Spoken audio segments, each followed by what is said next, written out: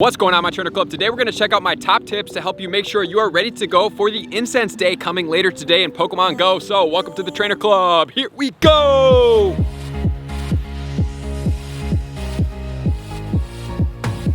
Welcome back, everybody. Let me know in the comments below, how did you do if you played on your Liverpool event? How are you feeling about the event schedule in general? Or are you excited about this Incense Day? Because we are going to get after, number one, my top tips. We're going to cover some of the Pokemon that are going to be relevant. We're going to cover the shinies that they do mention.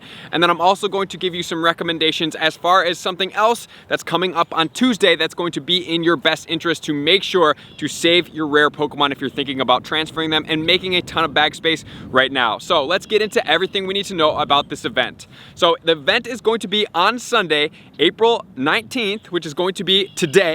And it's going to run from 11 a.m. to 5 p.m., which is a total of 6 hours. Every hour, the incense that's going to be running, which does run for an hour, there's going to be a 1 coin box that's going to have 3 incenses. So you're going to need to have 3 more incenses in order to participate the entire time. And I just wanted to address this with you guys, that some of you guys may not want to spend any coins on the game, or maybe you have 1 coin or not too many to buy incenses. So there definitely is a possibility that if you just want to pick a couple of these hours, nobody said that you have to participate in the entire event for the entirety of these 6 hours. So if you're like, I really like the 11 o'clock time, I like the 1 o'clock time, and I like the 3 o'clock time, I don't really care about the other ones, or I already have all those shinies and I don't want to participate, that's perfectly fine. What you can do is just activate your 1 hour incense at that time, go ahead and participate in that, and then it will help you out the best. Or if you're just going to use the 3 incenses that you get for 1 Pokecoin, the best case scenario would be to activate it at 11:30. You're going to hit the 30 minutes of the first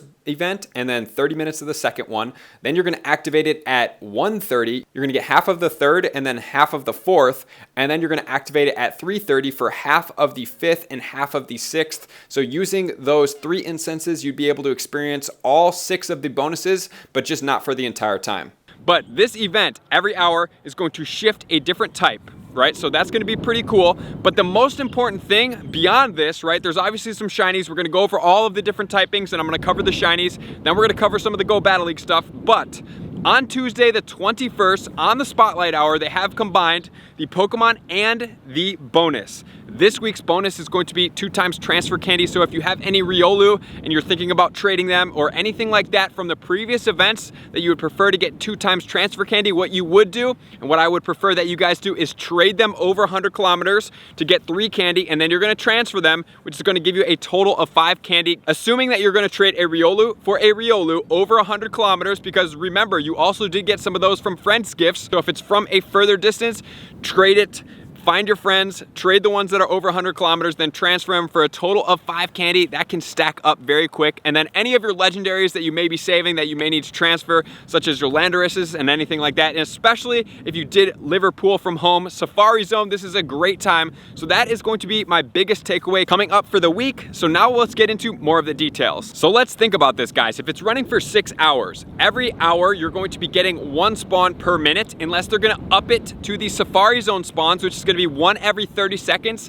If they do that for a total of 6 hours, you're going to have a tremendous amount of Pokemon. So that's going to be 360 Pokemon. You're going to need balls and bag space. You're going to need to actively go through, if you don't have bag space, or if you're trying to cram in and save it for the Tuesday that we just talked about, to make sure you guys are ready. If you want pineapple berries, woo, it's windy out here today. For any of the Pokemon that may be coming up that you do not have enough candy, such as the potential to get Litwick or Joltik, if you haven't gotten too much candy of that, and obviously the Joltik you probably wouldn't want to invest any type of rare candy into, but for the Litwick you may potentially, but there's also a great time to have pineapple berries, so just keep enough pineapple berries just in case you run into it.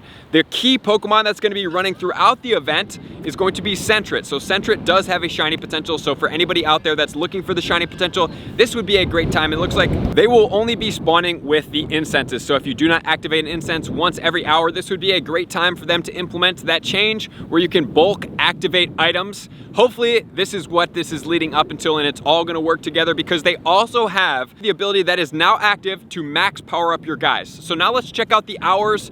Each hour, what's going to break down, and then I'm going to give you, as far as those 4 Pokemon that they do highlight, is any of them going to be worth your time to invest in for 1, and for 2, are they going to be good in Go Battle League? Let's check it out right now. All right, so for hour number 1, we have Poliwag, Tentacool, and Spheal that they mentioned specifically. So Poliwag does have a shiny.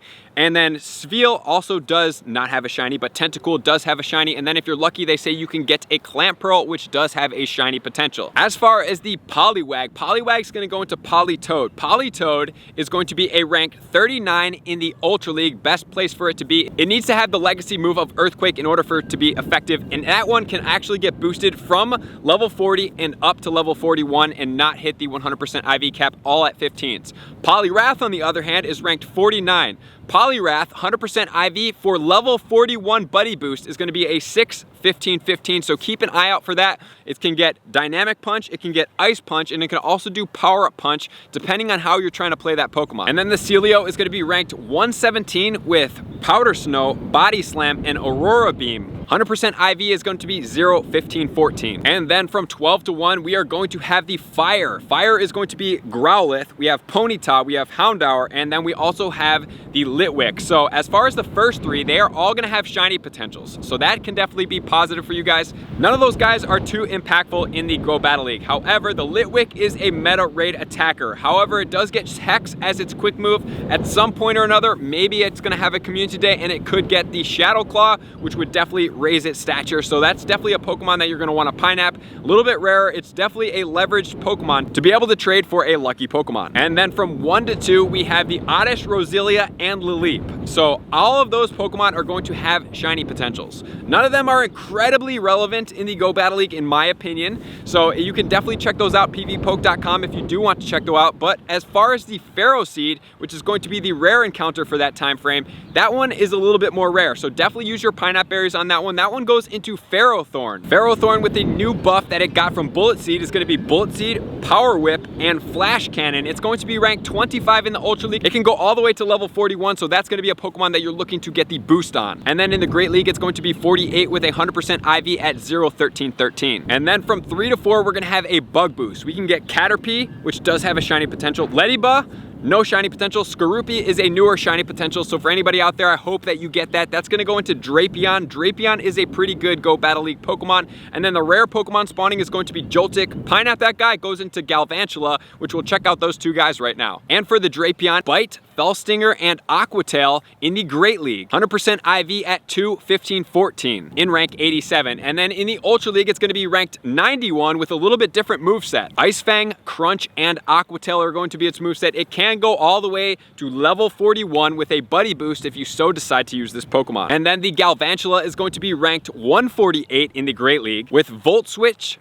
Discharge, and Bug Buzz. So this Pokemon is a little bit different to play against. It definitely comes through and can hit pretty hard. I have definitely faced it, not knew what its weaknesses were going to be. It definitely did a lot of work on me. And from 4 to 5, we have the most relevant Pokemon. We have Wooper, which goes into Quagsire, relevant for PvP. We have the Barboach, which goes into Wishcast, which does have a shiny potential, relevant for PvP. And then we have the Hippopotas, which does have a shiny potential, semi-relevant. And then we have the Excadrill, which is a little bit more of a raid type attacker, but definitely can be used in the Go Battle League as well. So let's check out these Pokemon right now. In the Great League, Quagsire is going to be ranked 26 with Mudshot, Earthquake, and Stone Edge. This Pokemon definitely does work. It charges pretty fast with a 100% IV at 0, 15, 14. And then next, we're going to have the Wishcash. Wishcash is going to be ranked 6. It's tanky. It's going to have Mudshot, Mud Bomb, and Blizzard. It does work. It charges very fast. The 100% IV is going to be 0, 14, 13. And then onto the Hippowdon. Hippowdon is going to be ranked 112 in the Ultra League with Ice Fang, Body Slam, and Earth Power. 100% IV is going to be 0, 14. 15 does have a shiny potential. And then in the Master League, it could be ranked 110 with the Fire Fang instead of the Ice Fang. And then if we're looking at the Excadrill, it's going to be ranked 85 in the Master League with Mud Slap, Rock Slide, and Drill Run. This Pokemon charges pretty fast. Those moves get off quickly, and it's going to make its way into the top 5 meta ground attackers in the game. So this Pokemon is definitely going to be impactful. So that's going to do it, guys.